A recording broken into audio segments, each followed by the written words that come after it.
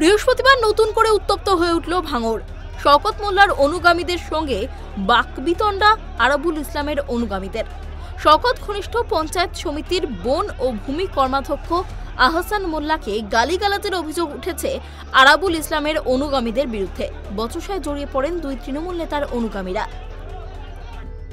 আমি যখন rest office থেকে বার হয়ে বিডিও অফিস থেকে ঢুকছি, তখন আরাবুল, তার ছেলে হাকিমুল খুব নোংরা ভাষায় গালাগালি এবং তার সঙ্গে কিছু দুষ্কৃতীরা ছিল, তারা সবাই আমাকে তেড়ে আসে মারার জন্য। সেই মুহূর্তে কলকাতা পুলিশকে আমি ধন্যবাদ জানাই। তারা না থাকলে আজকে হয়তো তারাই আমাকে উদ্ধার করেছে, তারা না থাকলে আমাকে ওরা প্রাণে মেরে দিতে আসে।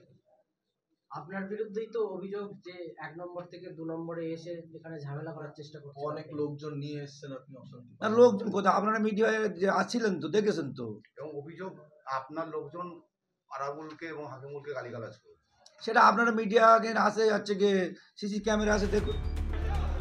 ঘটনাকে কেন্দ্র করে উত্তেজনা ছড়ায় ভাঙড় 2 নম্বর ব্লকের বিডিও অফিস চত্বরে।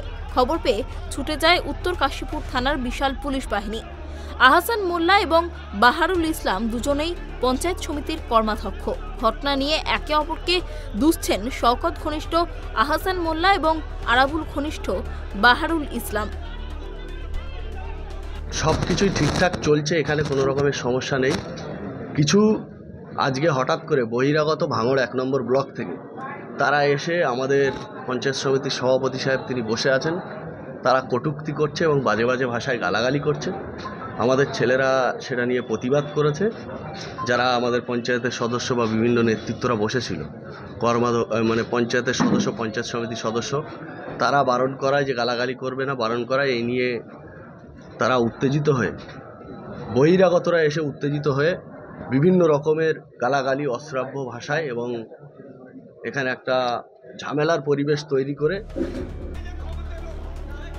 ভাঙড়ের দায়িত্বে যেদিন থেকে শওকত মোল্লা, সেদিন থেকেই তার সঙ্গে আরাবুল ইসলামের বিরোধের শুরু। সেই বিরোধ থামার কোনো লক্ষণ নেই, ক্রমেই যেন বাড়ছে। তৃণমূল নেতৃত্ব কি ব্যবস্থা নেয় এখন সেটাই দেখার। দক্ষিণ 24 পরগনা থেকে গোপাল শীলের রিপোর্ট, ট্রাইব টিভি বাংলা।